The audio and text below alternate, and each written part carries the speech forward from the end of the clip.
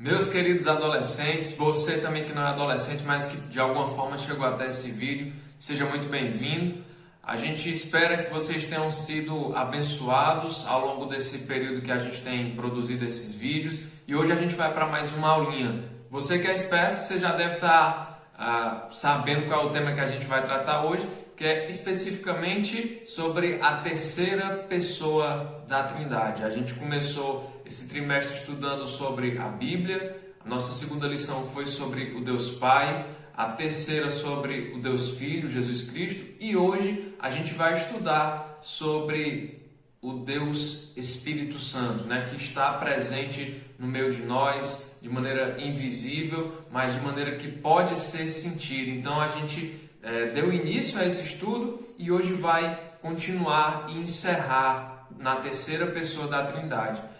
Por mais que a gente diga primeira, segunda e terceira pessoa da Trindade, a gente tem que entender que os três formam Deus, que os três são Deus, que é um mistério que somente quando a gente chegar lá na eternidade a gente vai conseguir entender, ou não. Ou mesmo que a gente se encontre lá na eternidade um dia, talvez nem assim a gente entenda esse mistério divino, do Deus Pai, do Deus Filho e do Deus Espírito Santo. A única coisa que a gente tem que fazer é ser grato a Deus por Ele operar nas nossas vidas. Então, assim, o tema da nossa lição de hoje é cremos no Espírito Santo, o bom companheiro. E aí você já entende qual é o agir de Deus, como é que Deus ele opera através do Espírito Santo, como é que o Deus Espírito Santo ele opera nas nossas vidas. E a gente vai para a nossa leitura do nosso texto, que se encontra lá em João, capítulo 14, versículo 16 e 17,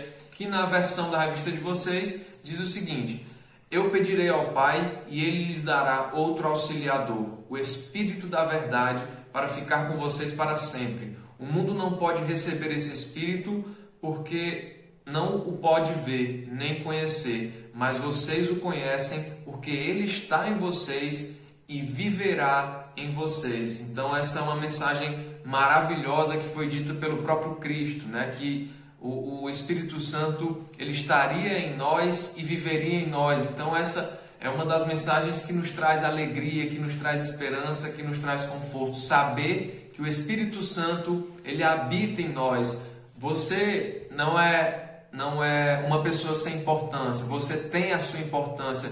O Espírito Santo de Deus ele habita em você. Você é nada mais, nada menos do que a casa, a morada do Espírito Santo. Então, encha o seu coração de alegria com essa verdade. Enche o seu coração de alegria sabendo disso, dessa presença de Deus na sua vida. E a gente vai dar continuidade. A gente tem 3 objetivos, como sempre: apresentar o Espírito Santo como nosso companheiro, explicar a natureza do Espírito Santo e entender que ele age, que ele opera no nosso meio, que ele age nas nossas vidas. Então, como já foi falado, a terceira pessoa da Trindade foi enviada pelo Filho. A gente percebe cada tarefa, vamos dizer assim, das pessoas da Trindade, O Deus Pai enviando o Deus Filho e o Deus Filho retornando ao Pai e em seguida enviando o Consolador. Porque vocês imaginam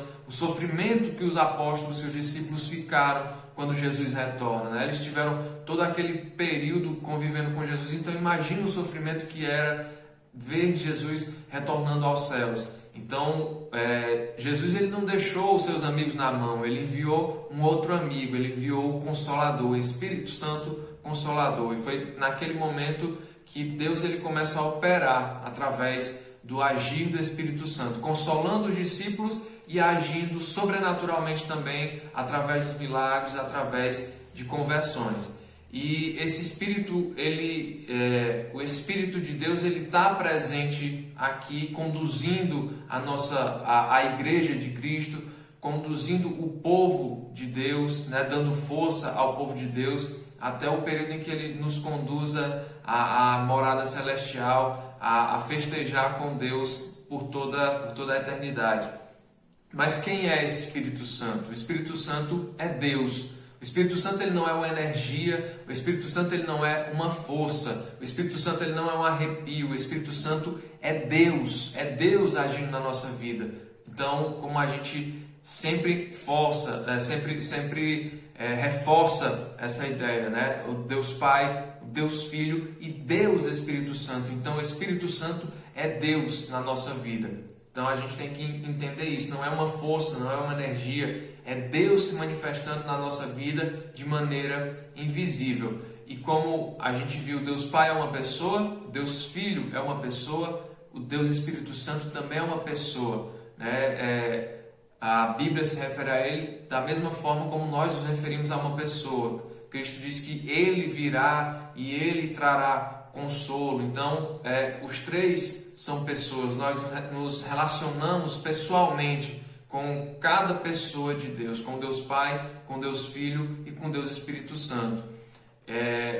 Como é que a gente acredita, como é que a gente percebe que o Espírito Santo é Deus? Porque Ele tem vontade. É o Espírito Santo que habita em nós, é o Espírito Santo que manifesta em nós a sua vontade, é o Espírito Santo que transforma a nossa vida, né? Então, assim, a natureza do Espírito Santo. Qual é a natureza do Espírito Santo? O Espírito Santo é um espírito de santidade, é um espírito de amor, de poder, de sabedoria e de revelação. E a gente pode até dizer de redenção, né? Através desse operar do Espírito Santo é que a gente tem a nossa vida transformada. E ele opera.